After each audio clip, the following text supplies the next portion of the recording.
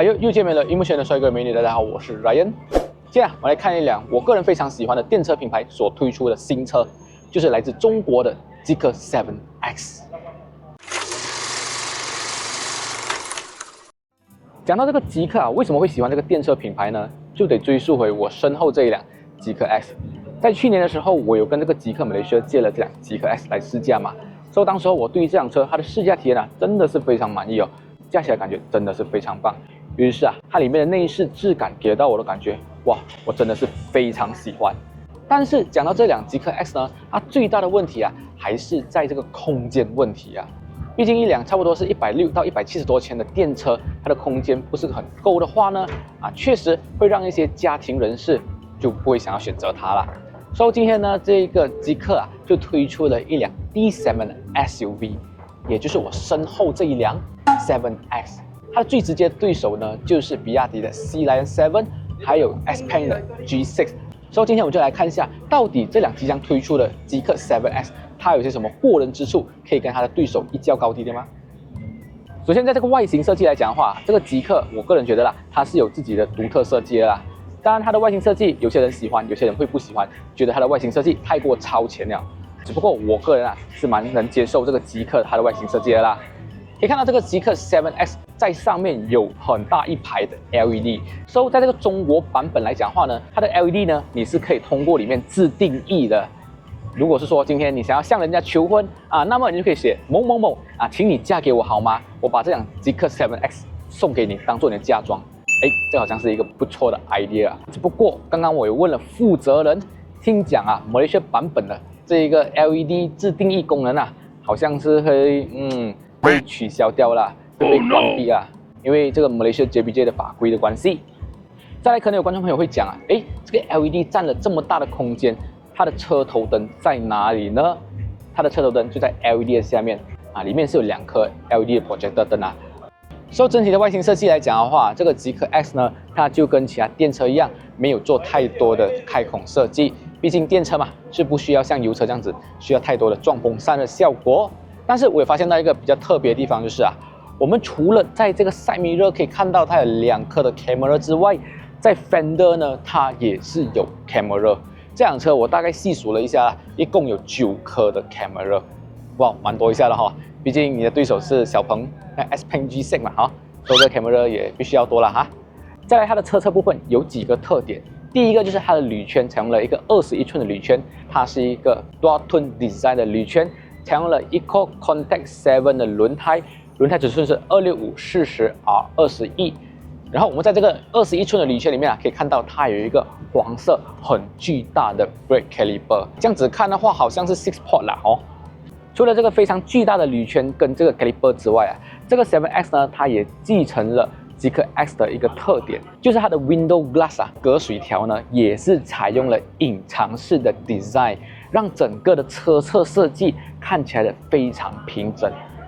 这几年嘛，这个马来西亚所推出的新车都是采用了贯穿式的 LED 尾灯，哇，真的是烂大街7X 呢，它也是采用了这贯穿式尾灯，它的贯穿式尾灯真的是非常 simple and nice， 也没有做太多花里胡哨的东西但是有一点非常可惜的是，在中国版本据说这个极氪是会亮灯的啦，来到马来西亚也没有了感觉上好像招牌不亮灯，缺少了些什么东西这样子。还有一个特点，在这个尾箱我们可以看到这边有2颗的 button， 这2个 button 呢，它不是让你开关尾盖的，它是可以让你控制 exhaust 让它上或者下。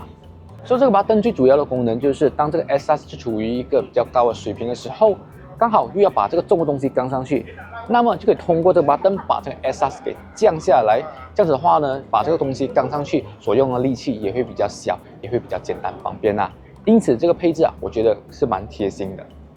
至于它的后座乘坐体验我这个跟你们讲，真的是非常舒服，椅子坐起来哇，真的是非常软，可以看到我的椅背倾斜角度可以到一个非常倾斜的状态。重点是它还有一个特点，好，你们可以看到现在这边呢，它其实是可以调整前面椅子的前后或者倾斜角度的。所以我已经把前面的椅子调到最靠后的距离，椅背倾斜角度呢也调到一个比较舒适的距离了可以看到我的膝部空间还有很大的空间，哇哦！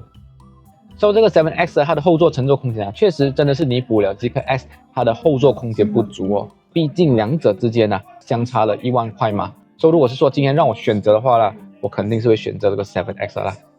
刚刚我坐在这边，我又发现到，诶，这边有一个缝隙啊，然后我就尝试把这个一按，电动遮阳帘就自动出现了啦。再来，它的冷气出风口啊是直接在中间的 B below。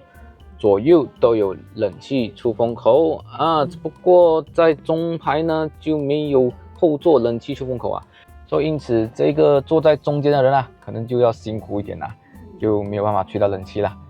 讲到这个前座乘坐体验啊，这个极客 X 给到我的感觉是非常舒服的一辆车，但是这个 7X 更加舒服。重点是前面左右的椅子都有腿托功能 ，Driver Side 还有按摩椅。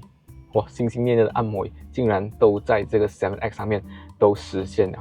啊！确实，这个椅子真的又软又好坐又舒服。然后在前座呢，也是有一些小巧思啦。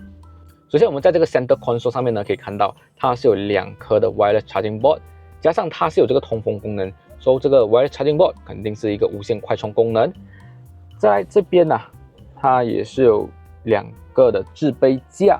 当然这个置杯架也是有一些小巧思，可以看到它现在呈现是一个非常大的空间嘛。所以如果是说今天你要加一些比较小罐的水，它就可以出现一些可以 block 这些比较小罐水的一些小配置啦。重点是这边它有冰箱功能但是我也问了这个负责人这个冰箱功能不确定会不会进来了所以还是要看最终版本。如果是说之前你们有看过我介绍这个极客 X 的影片，我就讲到这个极客 X 在这个储存空间不足，而且在左边的 Passenger Side 它是没有 Glow Box 的，因为在中国版本他们的极客 X 呢，它的荧幕是可以往 Passenger Side 那边滑的嘛，可是来到马来西亚呢就没有这个功能，但是他们又没有恢复那个 Glow Box 功能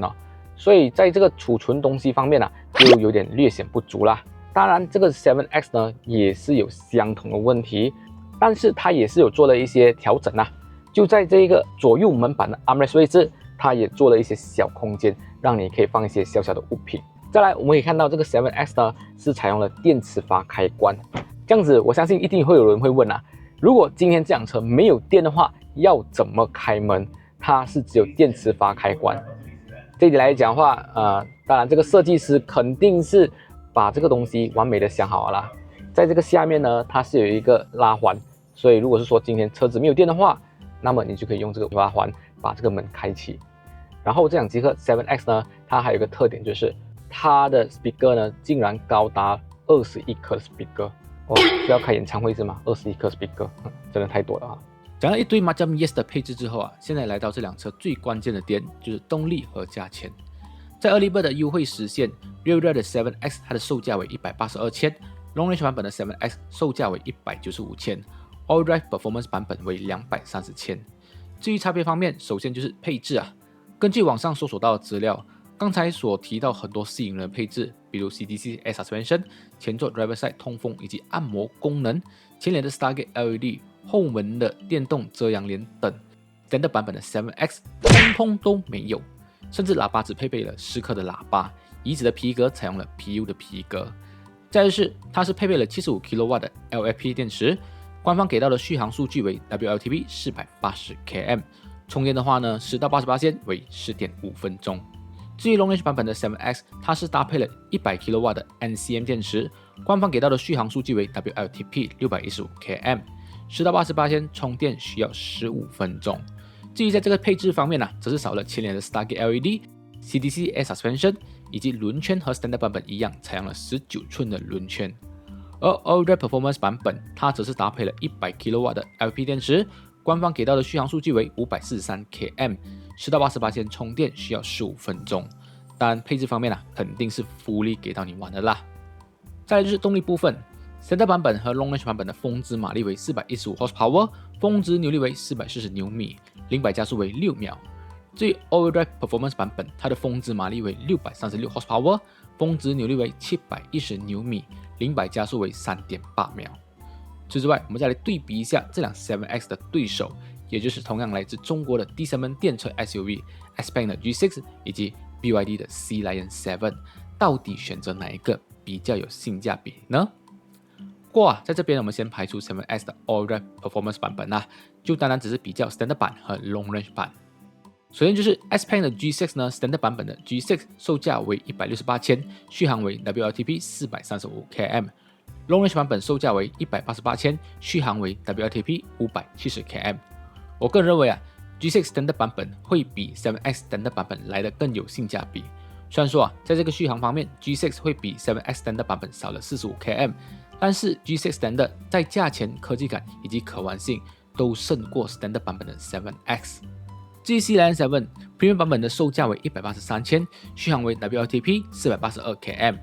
而 Performance 版本的售价为200千，续航为 WLTP 461 km。在这个配置方面我个人认为 7X Long Range 版本会比 Sea Lion 的 Performance 版本来得更加丰富一点。至于 Sea Lion Performance 则是在动力上面会赢 7X Long Range 版本，毕竟这个 Sea Lion Performance 版是 All Drive 嘛，所以肯定会比较有利啦。所以最后的选择还是要看买家选择续航比较高的 7X Long Range 还是比较有利的 Sea Lion Performance 咯。所以以上就是这辆极客 7X 的大致介绍啦。不知道观众朋友你们觉得这辆车如何呢？欢迎你们在下面留言让我知道。好了，我们下期的视频再见啦，拜拜。